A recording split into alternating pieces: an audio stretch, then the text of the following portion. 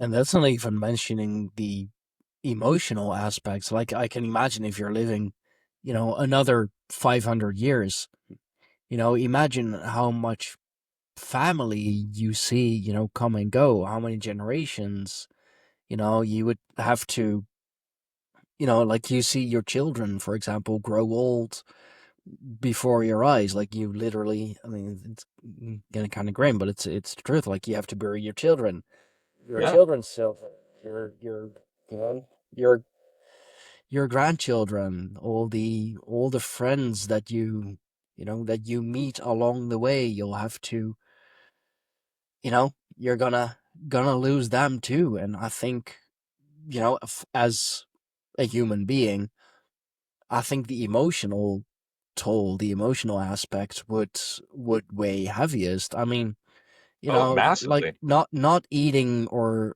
drinking. Yeah, that's gonna suck. Like I said before, I mean, we're creatures of habit. Like Yeah, especially exactly.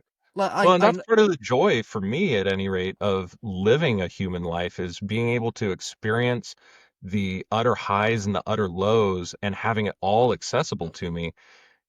If you flatline that experience, that's more or less what we're talking about, is that yeah, you are reducing the peaks and the troughs here to more or less of a flat line.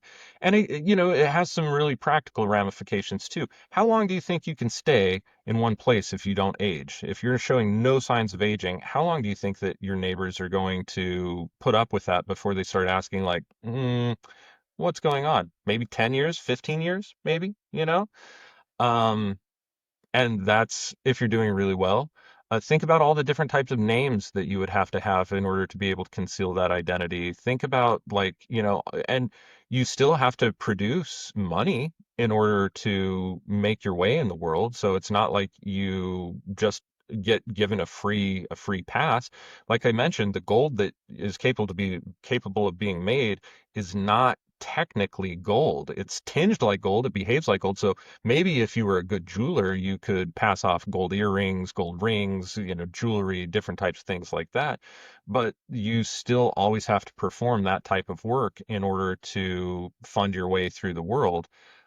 So it's not like it's actually the thing that most people elevate it to. Like, we always tend to project on things that they are cooler than what they actually are, when realistically everything just we're just trading the type of sacrifice or the intensity of the sacrifice, and that's all that it is. Everything is a trade-off.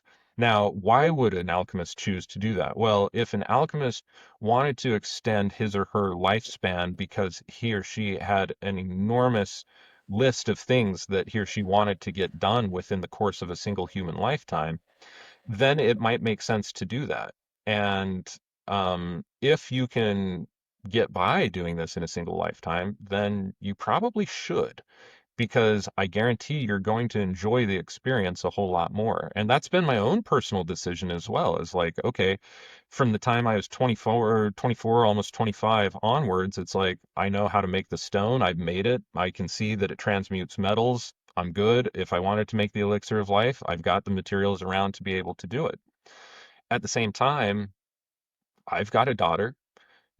I've got my family and I've got other folks, and I don't really feel like going through all of the tempering that is going to get me to take a look at loss of loved ones. It's just like, well, it happens, it comes and it goes. And, I honestly feel that I'm here to be human, and I want to revel in the opportunity of being human. I want the highest highs and I want the lowest lows, and I want to know what that contrast is. And even more so, I want the awareness and the consciousness to be able to choose what I want and choose my behaviors based upon what I'm feeling at any given time. And so, I don't know that that's everybody's path, but that's my path and some of my own takeaways and insights from that process.